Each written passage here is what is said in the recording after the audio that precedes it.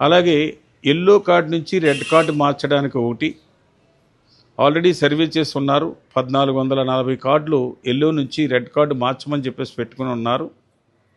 Already government నుంచి కూడా దగ్గరగా 1000 మందికి మార్చడానికి ఖాళీలు ఏర్పడ్డాయి. ఈ విషయాన్ని పాండిచ్చేరిలో ఉన్న civil supply director, civil supply secretary తోటి పాటు సిఎస్ గారిని కూడా నేను మాట్లాడడం జరిగింది.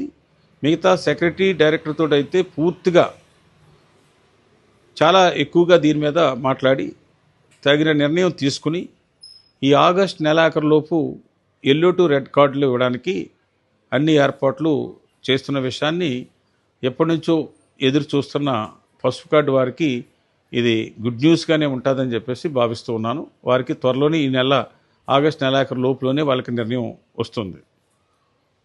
మూడోది, పసుపు కార్డు వారికి బయటికి వెళ్ళి వైద్యం చేసుకోవడానికి నిన్న సీఎం గారి సమక్షంలో నేను, సీఎం గారు, హెల్త్ సెక్రటరీ, హెల్త్ డైరెక్టర్ దగ్గరగా గంటన్నర చర్చించడం జరిగింది.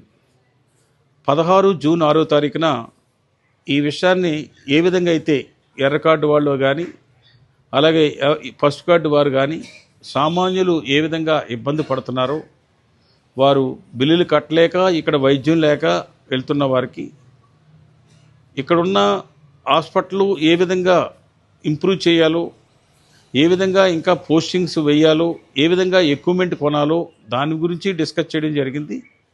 పాత స్కీమ్ ప్రకారంగా మనం ఐడెంటిఫై చేసిన హాస్పిటల్లో పేషెంట్ దగ్గర నుంచి ₹1 కూడా అడగకుండా వైద్యం చేయించడానికి నిన్న ఎల్లో కార్డుకి ₹3 లక్షల ఫైల్ని మూవ్ చేయమని చెప్పేసి సీఎం గారు ఫస్ట్ చెప్పున్నారు.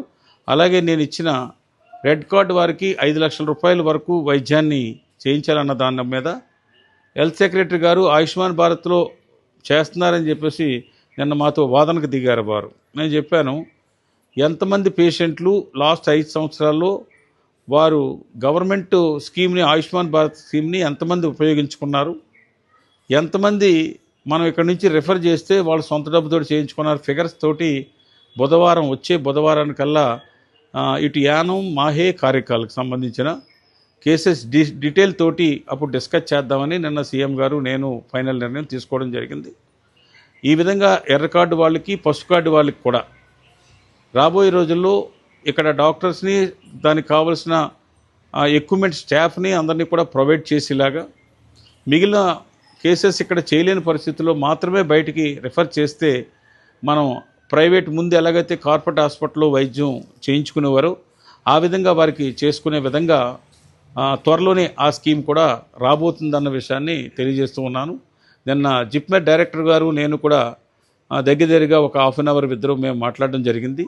యానం వాళ్ళకి జిప్మెర్ నుంచి రిఫర్ చేస్తే లేట్ లేకుండా అక్కడికి వెళ్ళేటప్పటికే ఇమ్మీడియట్గా ఆ పేషెంట్కి అడ్మినిస్ట్రేషన్ ఇచ్చేలాగా, వాళ్ళకి బెడ్ ఇచ్చేలాగా, అలాగే టెస్టుల కోసం వాళ్ళకి ప్రయారిటీలో యానం వాళ్ళని అక్కడున్న ప్రయారిటీలో పెట్టకుండా సెపరేట్గా ఇమ్మీడియట్గా టెస్టులకి ఒక రోజులోనే టెస్టులు చేసే విధంగా వారం రోజులు 10 రోజులు అక్కడ వెయిట్ చేయకుండా ఉండే విధంగా నిన్న జిప్మెర్ డైరెక్టర్ గారు ఒప్పుకోవడం జరిగింది.